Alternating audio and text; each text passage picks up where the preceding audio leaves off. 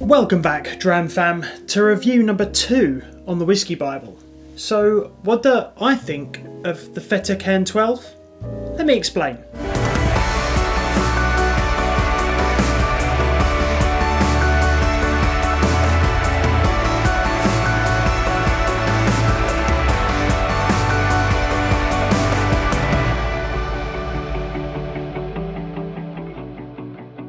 This week, we're going to be reviewing the Fettercairn 12. This is obviously a 12-year-old malt. It's a Highland whisky, distilled and bottled by the Fettercairn distillery.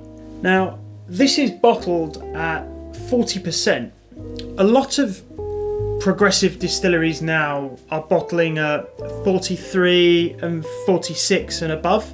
And I think, to be honest, that kind of reflects in the flavour a bit. I'd be really keen to see Fettercairn get on board with that. From a lot of the reviews and a lot of the reading I've done up on this whisky, seems a lot of people agree. They're quite an old distillery and somewhat stuck in their ways a bit.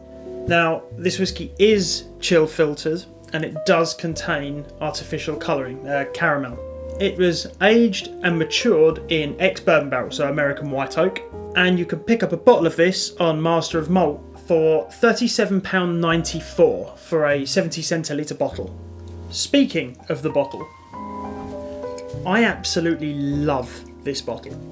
It's big, it's heavy, it's got like a really Art Deco kind of feel about it with the ribs around the top and the big, heavy like sort of cork stopper and stuff.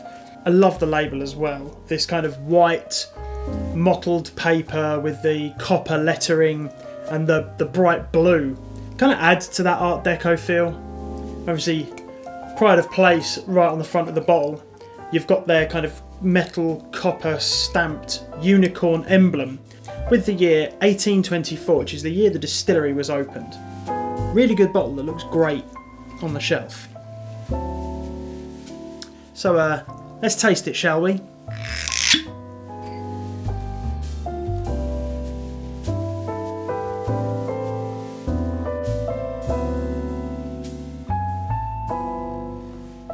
So, the nose.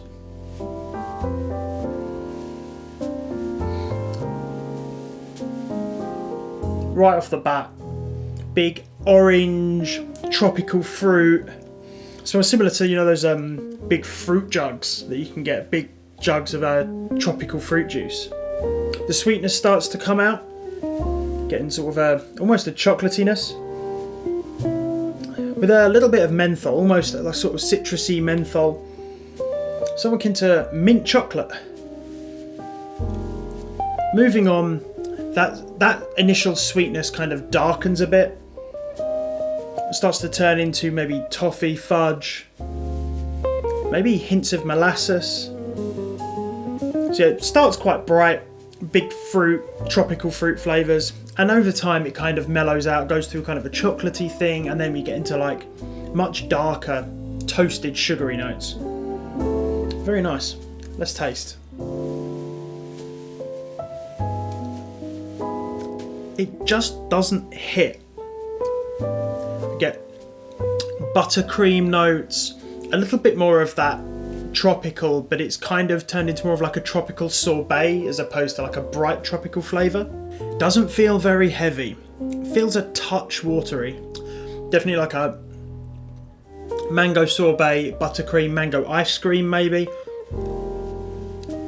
Some more of that sweetness comes out. It's definitely got some of those kind of highlandy, slightly grassy but not quite sort of dried hay.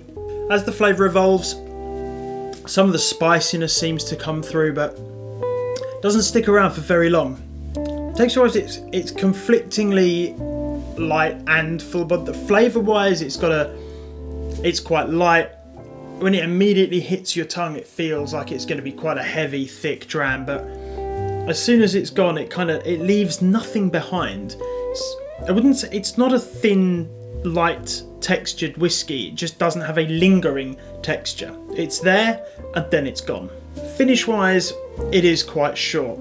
It leaves some more of those fruity flavours behind. They kind of turn into more red apple as some of the as some of the spiciness comes forward. The longer you leave it, kind of develops more into a Moroccan spice with kind of hints of almost clove or cardamom, but then it's gone. Really doesn't leave anything behind. Now I've let it sit for a little while, there's kind of faint flickers of chocolate right on the tail end, but very, very mild. Like very mild flickers of milk chocolate specifically. In summary, it's a nice fruity Highland whiskey with a little bit of spice to it and some nice tropical notes. I think it's a little bit mild for my tastes. I'd really like to see this bottled at 43 or 46. It just felt a little bit hollow. I know Signatory bottles some of their spirit a little higher and they don't chill filter it, so I'm really keen to try that, see if that puts a bit more of the body back in. But it's definitely not a bad whiskey. In fact, it's actually quite enjoyable. Just a little disappointed there's not a bit more to it. Feels like the flavour is almost there and then just disappears. If we could just get a little bit more development and a little bit more booze in it, I think that would really, really lift this whiskey and take it from being good to great. I think this whiskey would be really suited to beginners or people that maybe really struggle with the real hard wallop of a more alcoholic whiskey. And for that reason, I'd give this a 6.3 out of 10. As I say, it's definitely not bad, and due to that sort of light body, it's quite easy to pick out the flavours quite readily, especially the more enjoyable ones like the orange and the tropical and the creamy notes. It offers quite a good contrast there. Anyway, that's enough from me. Thank you very much for watching. If you've enjoyed this video, please do drop a like down below. And if you'd like to support the channel, click the subscribe button and click the bell icon to be notified whenever I upload. And on that note, Slàinte mhath.